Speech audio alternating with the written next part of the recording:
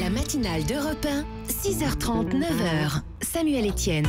Le débrief de la matinale, les temps forts de ce que vous avez pu entendre ce matin sur Europe 1. Une victoire teintée d'hommage. L'équipe de foot de Manchester United a remporté l'Europa League hier soir de 0 face à l'Ajax Amsterdam. Cyril de la Morinerie a assisté au match à Copenhague. Écoutez, c'était à 7h.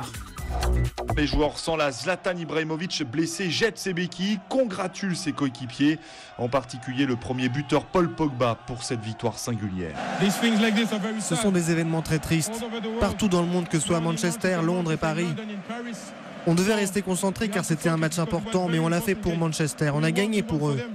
Vous jouez devant l'Europe entière, devant le monde entier. On a joué pour l'Angleterre, on a joué pour Manchester et on a joué pour eux, pour ces personnes qui ont perdu la vie. Manchester, une ville fan de foot, mais aussi de tatouage. D'où cette idée, se faire tatouer une abeille, l'emblème de Manchester, pour récolter des fonds. 50 livres pour chaque abeille, c'est un vrai succès. C'est ce que nous expliquait Sandrine Prioul à 7h30. Graver l'insecte en signe de ralliement, voilà ce qui a incité Cynthia. Jamais la jeune cadre ne s'était imaginée tatouer, mais c'était, dit-elle, avant l'horreur de lundi. Je voulais ça sur ma peau pour toujours, parce que toutes ces années passées à Manchester m'ont construite. J'avais envie d'aider cette super ville. Voilà, chaque abeille, c'est 50 livres pour le fonds pour les victimes. Richard Ferrand, le ministre de la Cohésion des Territoires, épinglé par le Canard enchaîné pour un local loué par sa compagne au Mutuel de Bretagne en 2011, lorsqu'il en était le directeur. Peut-il rester au gouvernement?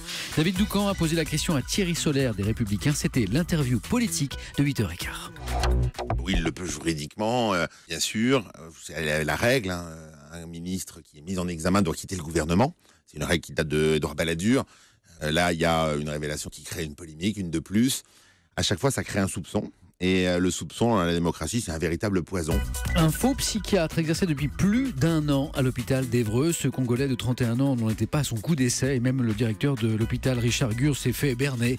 Il était au micro de Salomé Legrand à 6h30. Il a imité un diplôme existant, avec le nom du doyen, le nom du secrétaire général de l'université qui existe réellement. Et quant au cachet de traduction, l'experte de traduction existe réellement. Son rôle consistait à accueillir et orienter les patients. Je ne suis pas des patients long cours.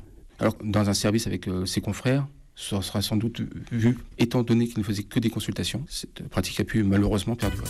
Et coup d'envoi du week-end de l'Ascension, direction Marseille, où Nathalie Chevance a croisé touristes et fans de rugby.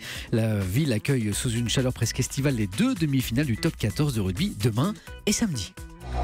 En attendant le coup d'envoi des 2 matchs, certains comme Rudy, venu de Belgique, les Ardes en terrasse. Continuer à prendre des coups de soleil et être au bord de mer, parce qu'avec les chaleurs annoncées, il nous fallait quand même quelque chose de rafraîchissant. Quitte à faire des découvertes comme Romuald, le Québécois. Je connaissais pas ça, pastis. La bouillabaisse, on n'a pas goûté encore ça. Et alors? Sûrement, on va se l'essayer, oui.